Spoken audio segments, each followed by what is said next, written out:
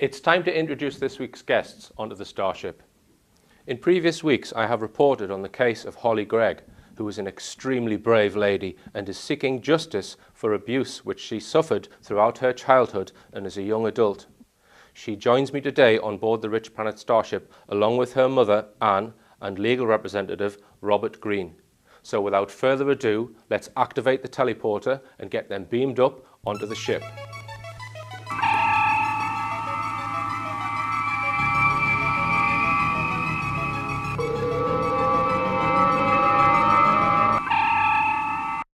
Wow. Welcome on board the Starship, Hollie. Are you okay? Yeah. Good. And welcome, Fine, Anne. thank you. Thank you very much. A very pleasant journey too. Welcome, Robert.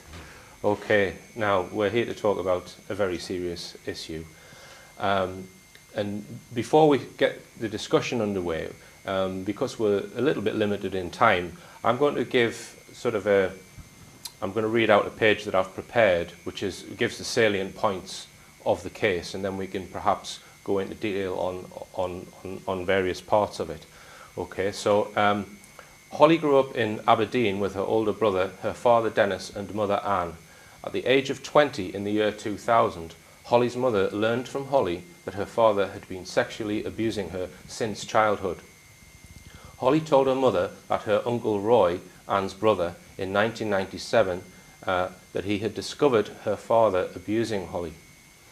Roy, as one would expect, was outraged and threatened Dennis never to do this again, but he did not tell his sister Anne. A few weeks after that, this took place in November 1997, Roy died in very suspicious circumstances. He was discovered in a burnt-out car with a broken sternum and a fractured skull. In the year 2000, after Hollie had told Anne about the abuse, Anne took Hollie to the police so she could make statements about the abuse. During the police interviews, Hollie gave information about more people who had abused her and that her father had instigated this. In total, Hollie has named and described 16 people who have sexually abused her. These people include a sheriff, a high-ranking police officer, now deceased, and social workers. The abuse took place between 1986, when Hollie was just aged 6, and 2000, aged 20. Now, 10 days after making the allegations to the police, social workers and police came to Anne and Hollie's house, and according to Anne, they sectioned her against her will under the Mental Health Act. They injected her against her will with a drug which put her to sleep. She woke up in hospital. Hollie was then taken into care. Anne sought out a leading psychiatrist so that her state of mental health could be independently assessed, and then later managed to regain custody of Hollie. Hollie's father now lives in Portugal with Hollie's brother. Neither he nor any of the other 15 people named by Hollie have been interviewed by the police to search for evidence or corroborate Hollie's claims. Hollie has received £13,500 in compensation from the Criminal Injuries Compensation Authority, but no one has ever been charged with any offence. Robert Greig has been acting as legal representative for Hollie in order to get justice. The quest for justice has so far been made impossible by what appears to be an establishment cover-up. The law firm Levy and McRae, acting on behalf of Elish Angelini, the Lord Advocate of Scotland, has issued letters and emails which have prevented Scottish media outlets from reporting the case. Grampian police also seem to have acted suspiciously. Firstly, by not investigating or interviewing any of the accused, and secondly, they have twice arrested Robert Greig on trumped-up charges, who was simply going about his lawful right to spread information about the case. So that's a summary of what we're facing, and I'd just like to, ask all of you, what's the current situation, Anne?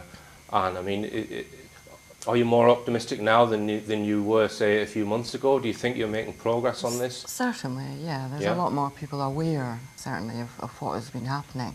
Mm-hmm. And that's what we're trying to do at this present time. Mm-hmm. And you've been travelling all around the UK with your campaign. Yes. And how are you finding the travelling, Hollie? Because you went to Berwick the other day, didn't you? Yeah. Yeah? And you were telling me that somebody's written a song for you. Yeah. And what's that called? Rocket. No, it's Hollie wants justice. Justice. Yeah. Hollie wants justice. Yeah. Okay. In fact, I think 2 songs, isn't it? Yes. Yeah. That's correct. Okay. Another one. Do you know the other one's name? Yeah, Hollie Greig. Yeah. And just for the purpose of the interview, when Hollie has been interviewed by police, generally there will be a specialist there. Specialist. Who, because Hollie is hard of hearing. That's correct. And so between yourself and the specialist, Yes. you know, I'm never present at any of the interviews. Oh, you're never present. No. Okay. No, it's the specialist and the police that is with Hollie. So for that reason, you know, it's probably not appropriate for me to ask questions, you know, about the abuse. So we'll ask them to Anne. Okay. Now, can you tell us, Anne, when did Hollie first impart this information to you, and what were the circumstances around that? Well, I fled my home. My husband beat me up, and I went into a hostel, and Hollie came with me. I was trying to, because there's another element to this story as well. After my brother's death, you know, there was a family trust, and that trust went missing. And I was 3 years after my brother's death. The fact that the trust and the estate had never been wound up, so I had gone to the Law Society, and I was gathering information for that. And I was being stopped by my husband from doing that. So he beat me up, and I fled and went into a hostel with my daughter. And we were in there for 2 weeks.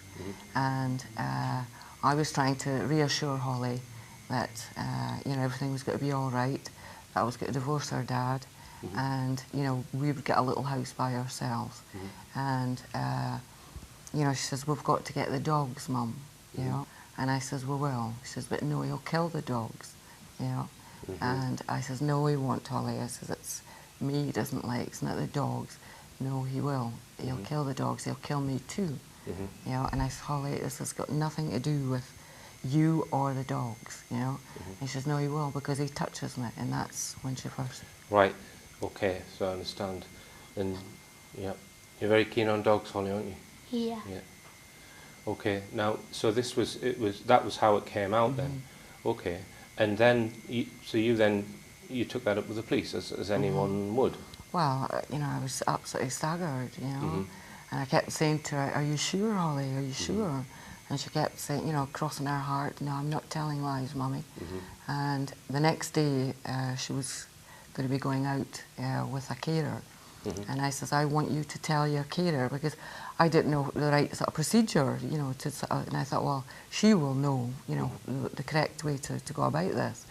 And she went out with her carer, and when she came back, you know, I asked her carer, "Did Hollie tell you about her dad?" And she went, "Oh yes," you know.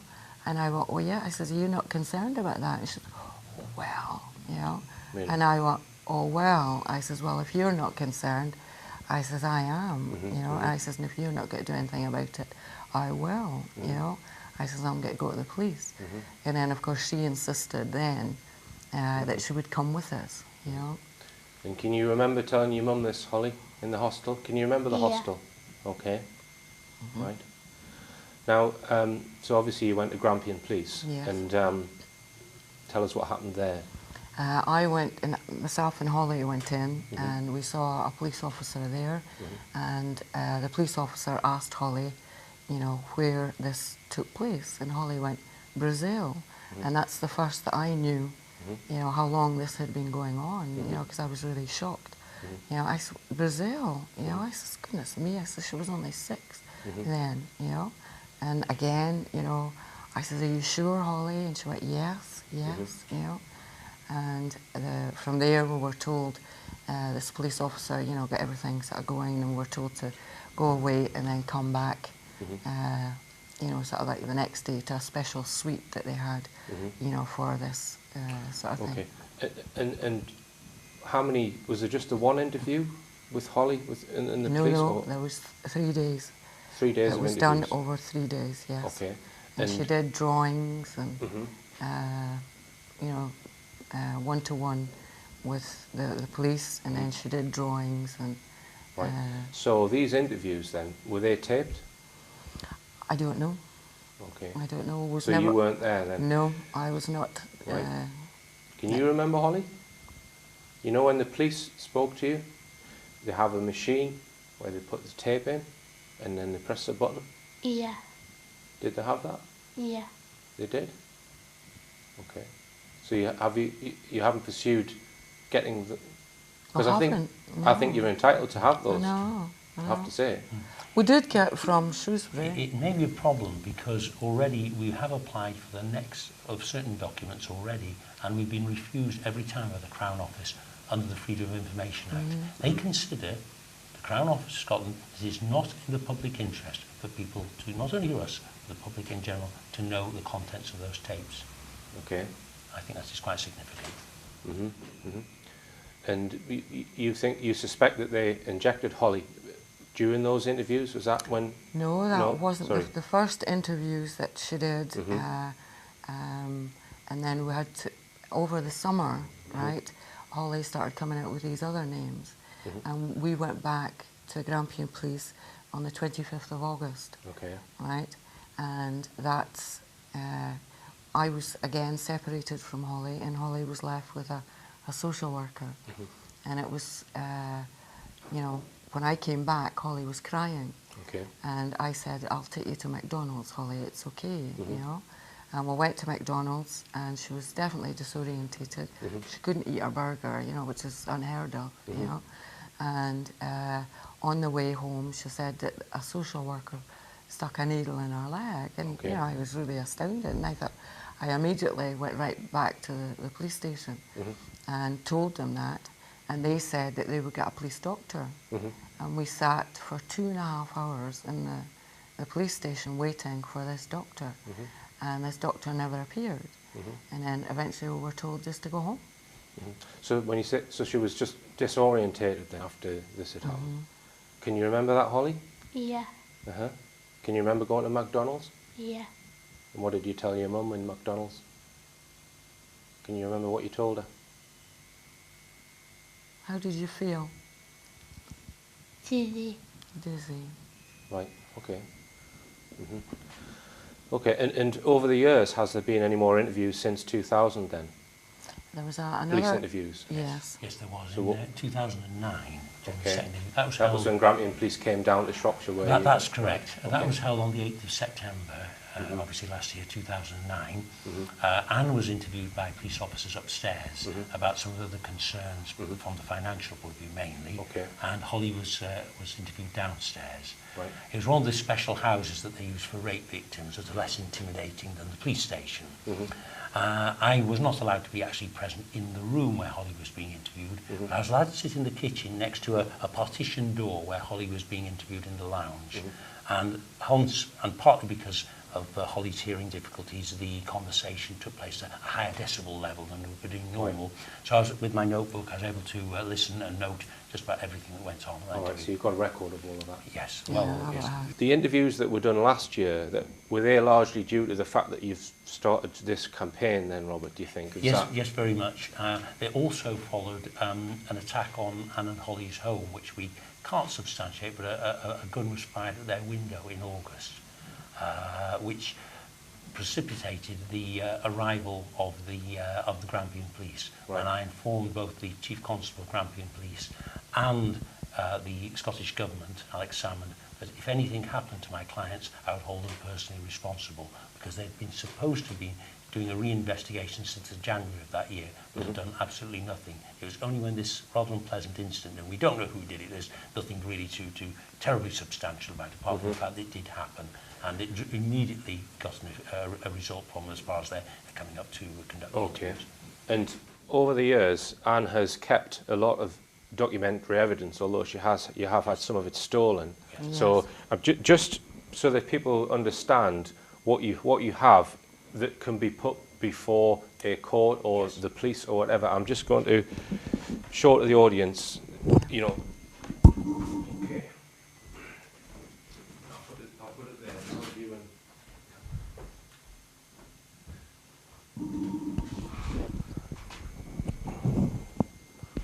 Okay.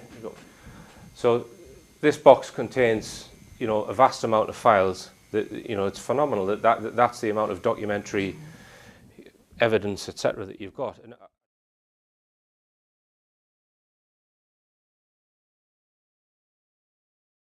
you know, it's phenomenal that's the amount of documentary evidence, etc., that you've got. And I just want to come on to that because am I right in thinking that none of these accused people have been interviewed by the police, to your knowledge? The only person that we believe has been interviewed was actually initially Dennis Charles Mackey in 2000. Okay.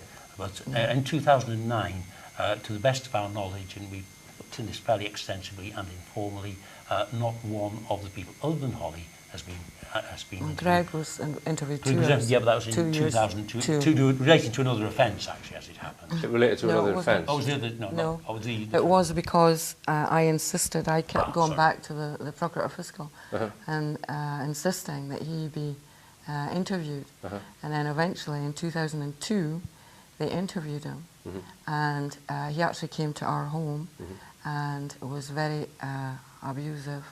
And we tried to get an interdict to keep him away from our home.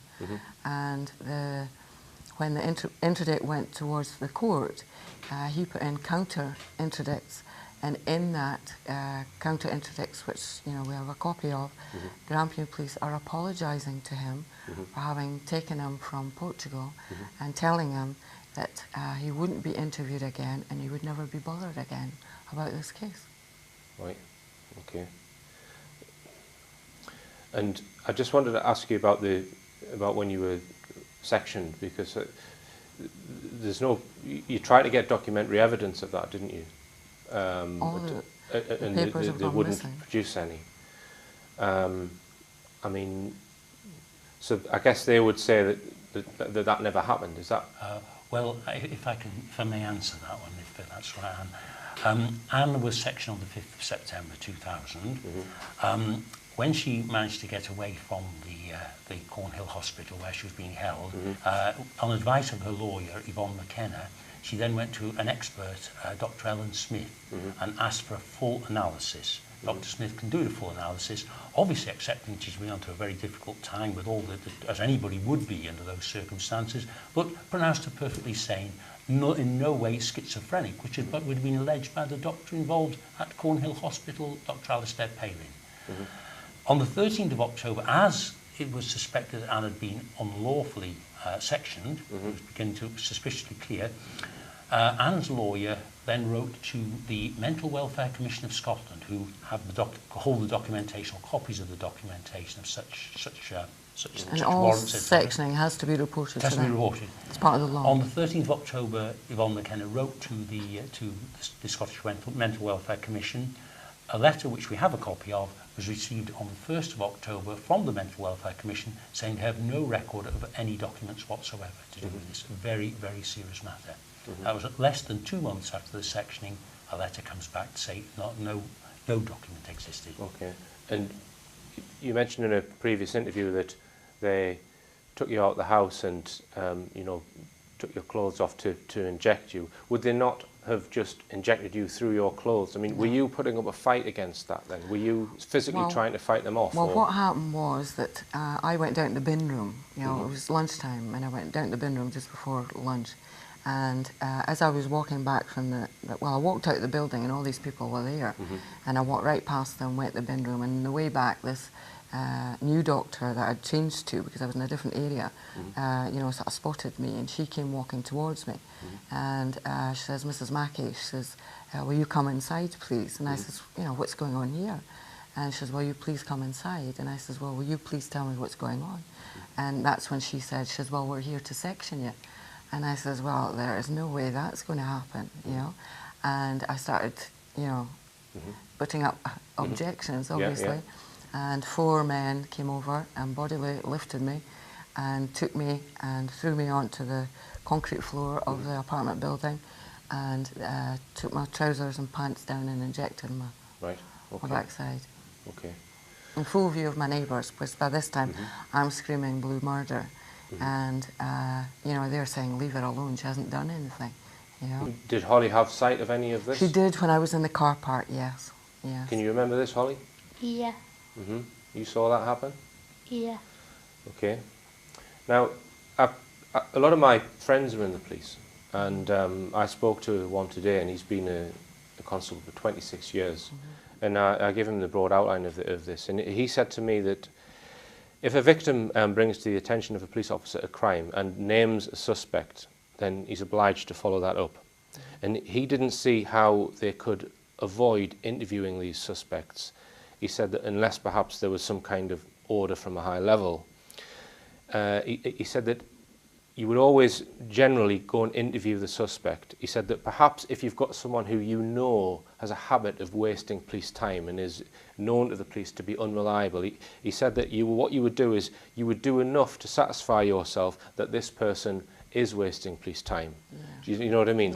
Yeah. Yeah. So, and he said that if at the end of the day it boiled down to one person's word against another, then you probably wouldn't get a prosecution. Okay, but he said this is interesting what he said. He said that the only way that you can find out whether it's going to boil down to one word against another is by doing investigation, interviewing, and looking for other evidence. And only at that point, after you've done an investigation, do you know whether it is one word against the other. Yeah. He also went on to say that there are lots of things you can ask an accused. For example, or ask Hollie where it took place. You could then ask, well, would that have been a convenient place for both the victim and the perpetrator? Do you see what I'm saying? So you then look around. Is it likely to have happened where they said, or where Hollie said, and when it was done? And he said that there's so many different avenues you can look for corroborating evidence before you get to the point where you say it's just one word against the other. So I just want to say that if there's anyone in Grampian Police listening, that why have you not investigated these accusations? Why have you not interviewed any of the accused?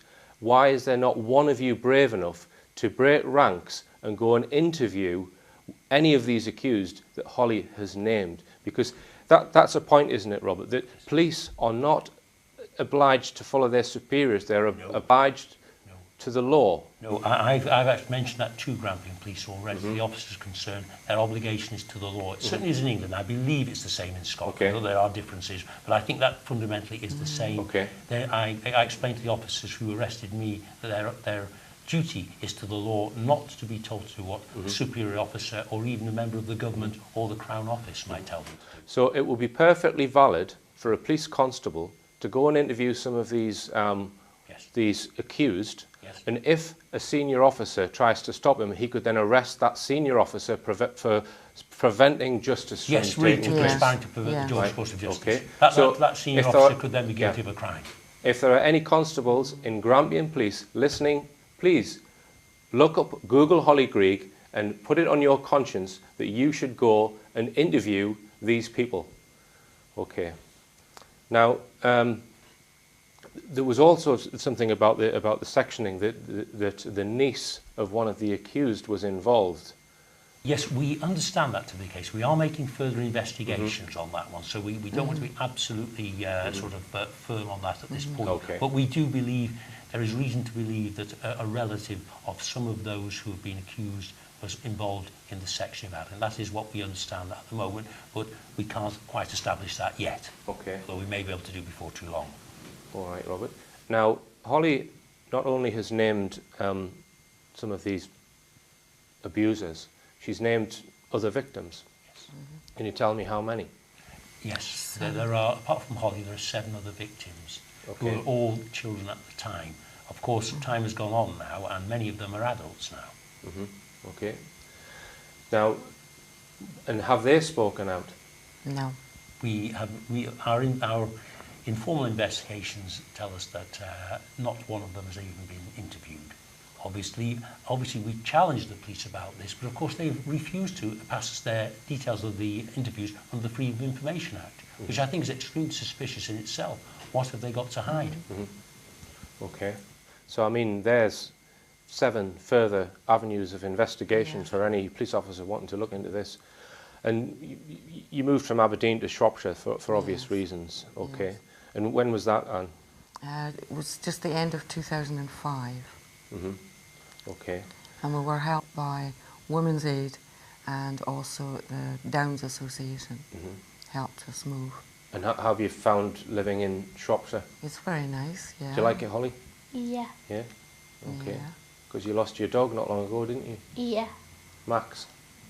Are you going to get another one? No. No? Why not? I don't want to. She You don't want doesn't- another dog? No. No. Why not? Do you get sick of walking it? No. She just misses Max, do you? Do you? Yeah. Yeah. Okay. Right. Well, and with regards to Portugal, you mentioned that your husband fled to Portugal. Would that be a fair word to use? Yeah, well, we already had a house over there. Oh, you did. Right. Yes, Okay. we bought a house in 1999 over there. So we were in the process of doing it up, and then we had intentions of going to live there. You know, Okay. we would all get to live there. You know. Okay. And how did you come to be involved, Robert, with Hollie and Anne? Yes, I was approached I think towards the end of 2008 by an organisation called Scotland Against Crooked Lawyers, who are also a political party as well, for whom I'm standing, which we'll talk about a little bit later in the Aberdeen South by-election. But the chairman and founder of the organisation, a very brave and loyal Scot called Stuart Usher, who's done enormous work for many, many people over the years, asked me if there's anything at all that I could possibly do to help these two ladies who are now living in England, having fled their home in Scotland. He'd been trying many years to try and bring it into the public domain, to get officials to act on this, and had met with a brick wall at every stage. And of course it was difficult for people, and I understand why now, for anyone in Scotland to take up the story, because they would have been crushed by the authorities straight away without any question at all. It had to be someone outside Scotland who was not subject to Scottish law. And that's why some people ask, why is an Englishman involved in this Scottish case? And that is the reason why it couldn't really have been anybody in Scotland, because they would have been put down and taken out in whatever way you want to put it, but they would have been certainly threatened. And as I've been when I've been up in Scotland, if they had done what I had done. I was only able to get the story going because I lived in England and was subject to English law. Okay. And in February, you travelled up to Yes, Aberdeen yes, in I order did. to hand out leaflets in the street That's to bring correct. public knowledge about the case. And That's correct. I decided that I was going to, because of the fact that the authorities were still continuing to obstruct all our requests, which is simply, has always been and remains, for a public and open independent inquiry into the circumstances about the case of Hollie and the other children, and also about the death of Roy Greig as well, which we'll come to later. But that is all that we've asked, and after I had named people publicly, I called a public meeting in October, which I named all the people, and I also named the victims as well at a public meeting in Edinburgh. But it was only until I'd gone to Aberdeen, after just deciding that I would want to stand in the forthcoming general election, that I was arrested. Before I had the chance to meet members of the media and the public in Aberdeen, a city I'd never been to before, so I obviously wanted to introduce myself. If I was going to be elected, then I really needed to talk to the people there, but I've never had the chance to do that. That remains the case at the moment. And so you're walking down the street with Yes. a pile of leaflets in your hand. Well, in my case, I couldn't even see the leaflets. Couldn't even see the were leaflets. my case. Okay, and tell me what happened. Yes, I was just on a little side street close to Union Street. The meeting, the rendezvous, was supposed to be 10:30 outside one of the main stores, Marks and Spencer in Union Street.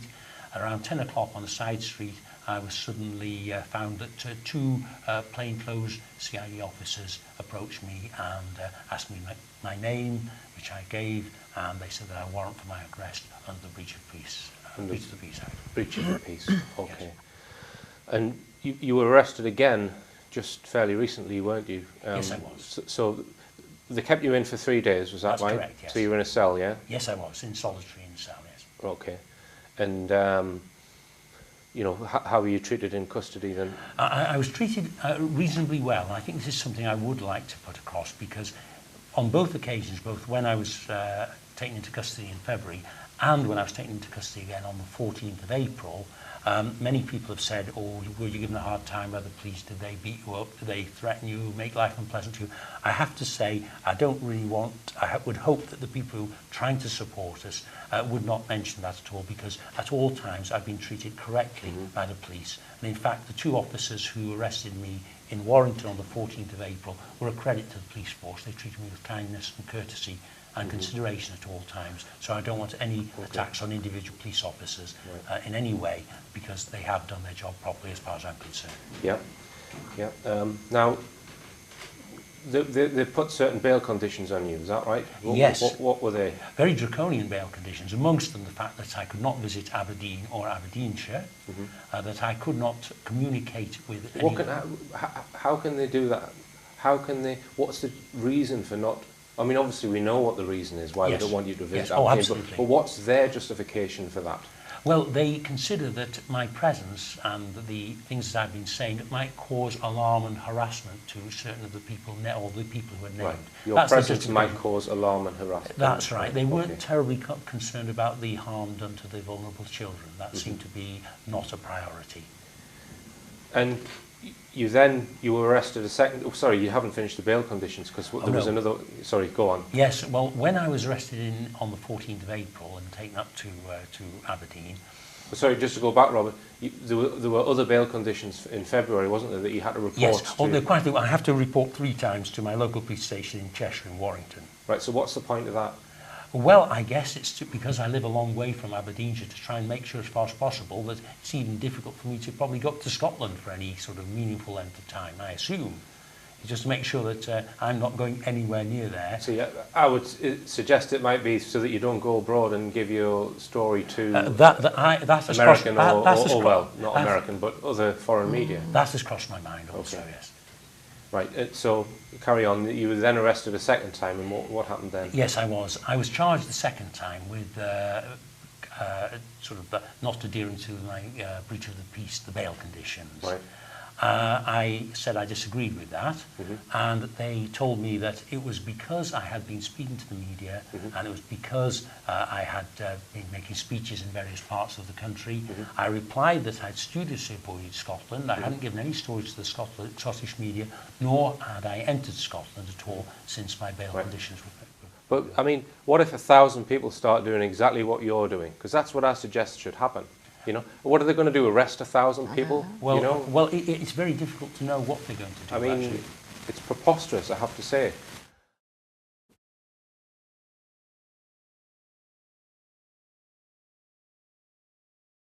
Okay. Right. All right, Holly? Yeah. Good. Right. Now, we mentioned the death of your brother.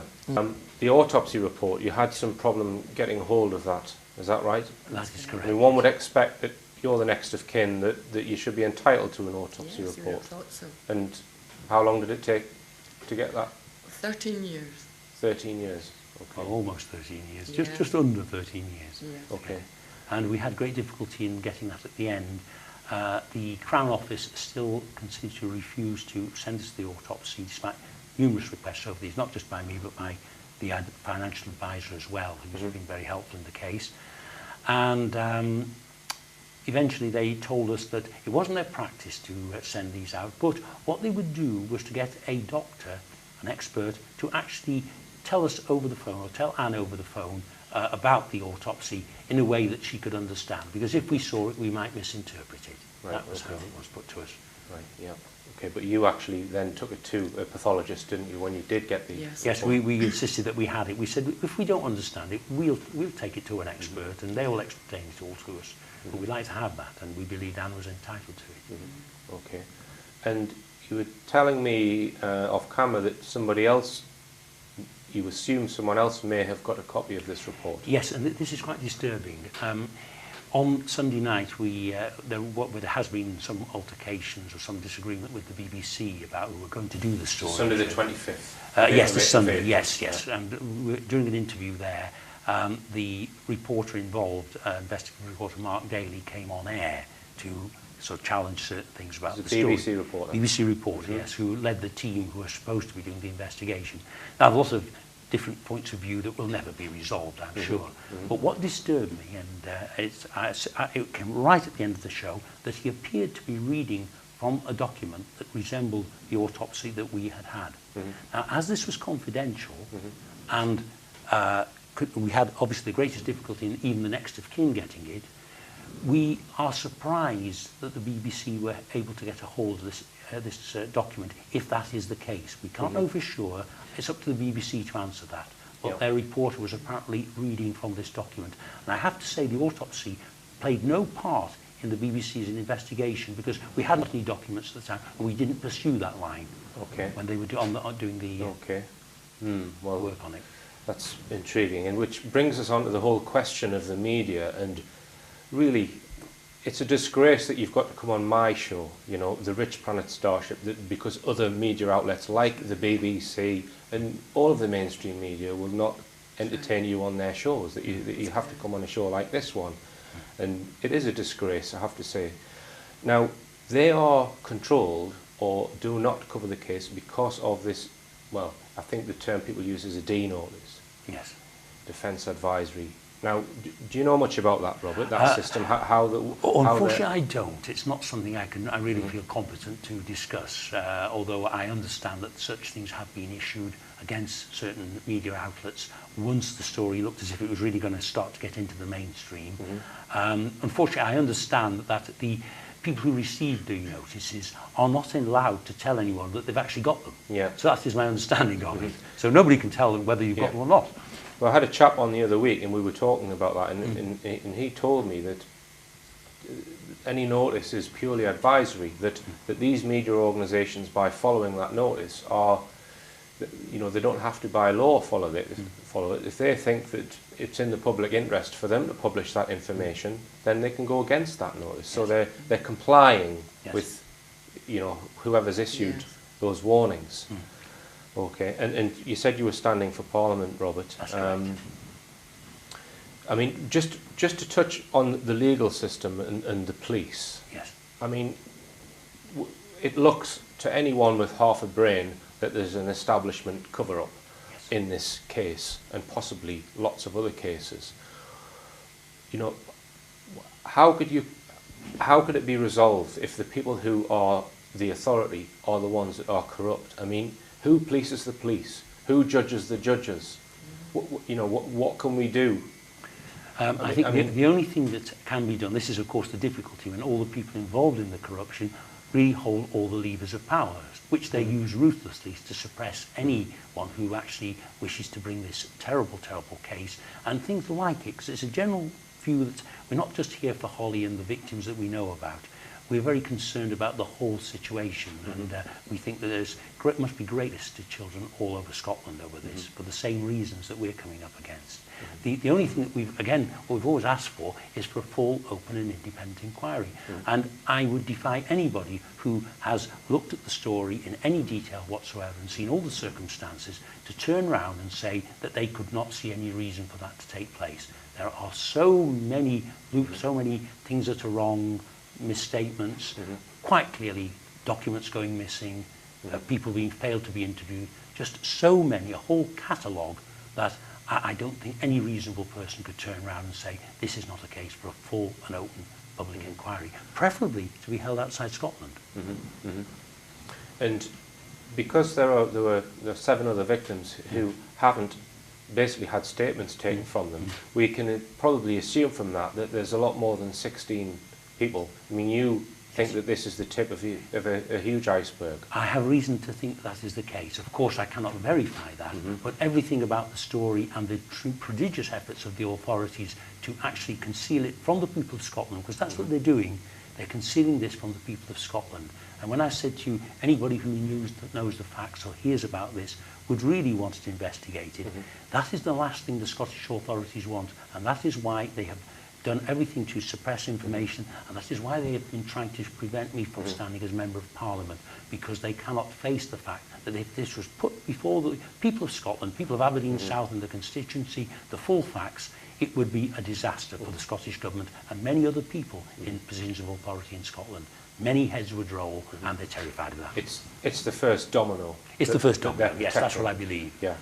Okay, and you know, if one looks on the internet, well, not the internet actually, at other cases, such as the Cullen inquiry into Yes. Dunblane, you know, there was possible abuse going on in that case, and Operation O, which was in 1999, which was a move by, I think the FBI were involved and the British government to try and find abusers of children. And I believe a D notice was put on information that was recovered from that operation. So it's strange how they use these D notice Yeah. Yes. for cases involving children. How could something of that nature possibly be a matter of national security? Yes, and of course the thing that's, I think, an open question that I think everybody is entitled to ask, what kind of people actually are trying to protect the people who are very likely to have committed these crimes? I say very likely because we don't want anybody convicted unfairly. It has to go through due process. But who is trying to protect these people? A very basic question, and why? Now, a lot of people can't contemplate why somebody would abuse a child, and some people would say even more so someone more vulnerable.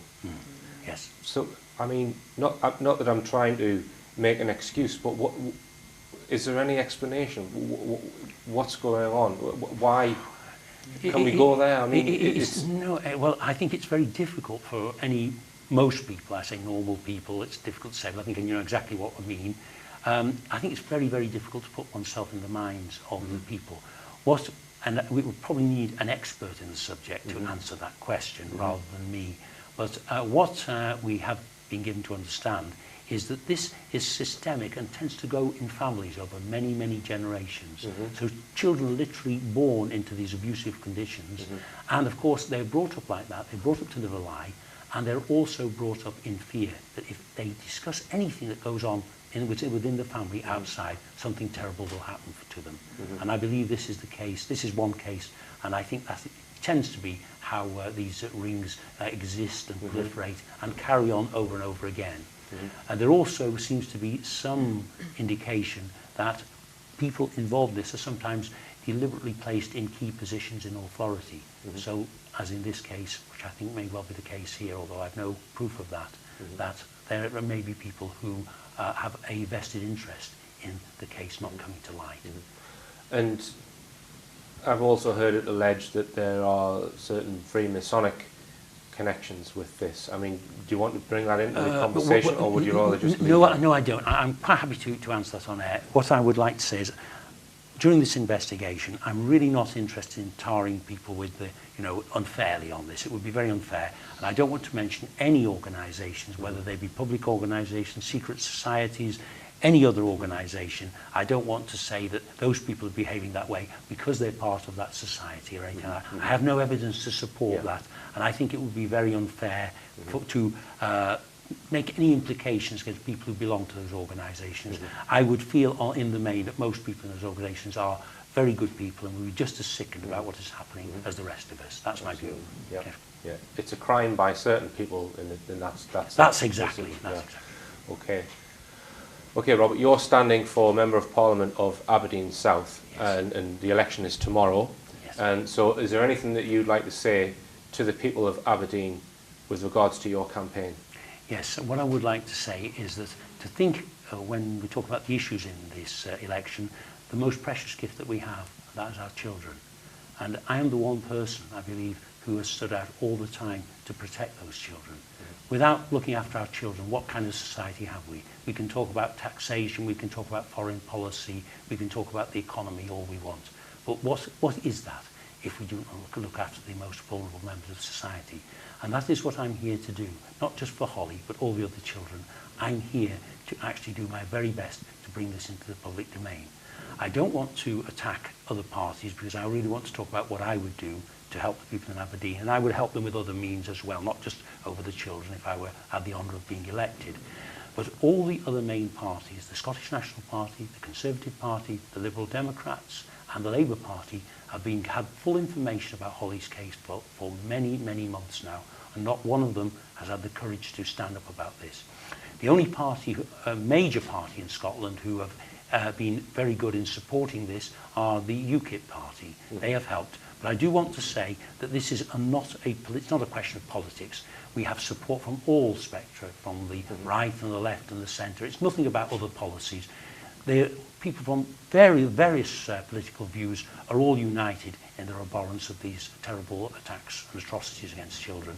And I will do the very best, but I'm sure that all kinds of obstacles will be put in my path. But I promise the people of Aberdeen South that I will do everything in my power to resolve this and protect the children in the future and bring to justice to those who have suffered in the past. Okay then, Robert, thank you very much indeed. And do you have any feel for how many people in Aberdeen are aware of Hollie's case? I mean, well, there was a survey done in Aberdeen, and 100 people were surveyed, right? It was stopped and asked if they knew about the case, and only one person knew. Okay, so it's low. Well, if there is anyone watching who lives in Aberdeen or knows anybody who lives in Aberdeen, please you'd be able to send them this interview, Google Hollie Greig, and find out about the case and get the word out in Aberdeen, because it needs to go out in Aberdeen, doesn't it, if you're going to stand any chance. We need to get this information to those people. Okay, is there anything that any of you would like to add? If I may just ask one thing, Anne, if that's all right. Yes. What I would do, and I'm sure Anne and Hollie would agree, I think I'm speaking on behalf of us, to thank all those wonderful people, brave people, loyal Scots in Aberdeen, decent people who have fought to get me as an MP when I can't, and when I have the situation where I cannot even enter the city and address the issue. Also, well, Aberdeen specifically. Yes. All those wonderful people have worked so hard to get me, and I continue to work hard. They're very brave and they're very loyal. They're real Scots patriots. Scotland is full of very, very good people. Yeah. Only a small minority behave in this way. So I'd like to thank, on behalf of all of us, to thank all those wonderful people. Okay then. Well, thanks for coming in, Robert. Thank you, Anne. Thank you. Thank you, Hollie. Okay. Have a safe trip back. Thank you. Okay, and it just remains for me to say, keep your eyes on the skies, your feet on the ground, and tell everyone you know to Google Hollie Greig and join the campaign to get justice for Hollie.